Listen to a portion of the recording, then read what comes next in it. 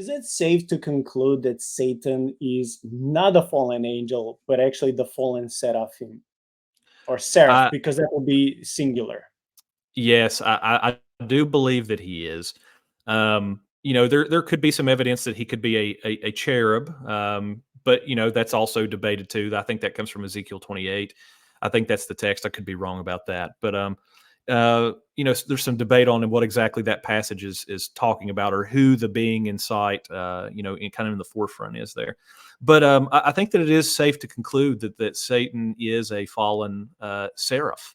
And it makes a lot of sense, right?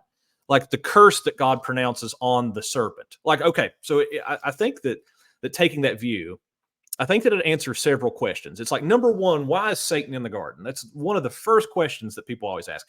Well, if the Garden of Eden is a divine council meeting spot, and it is, it makes sense why he's there. It makes sense why the cherubs are there.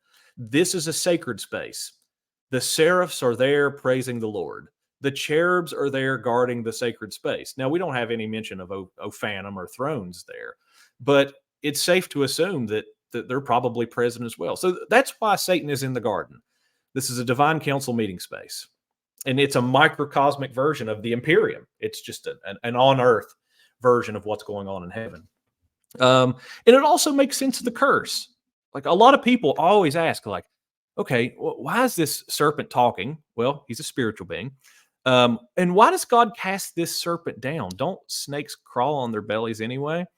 Well, seraphs have 6 wings, right? They have 6 wings. So the curse that he will crawl on its belly, that authority that he was given to be in the presence of God, to be in his heavenly council, he's cast down from that now. He is now cursed to crawl on his belly and to eat dust the rest of his days. So I think that it is safe to conclude that Satan is a seraph in Hebrew. I think that makes a lot of sense. I think that gives a lot of explanatory power to what's going on with him.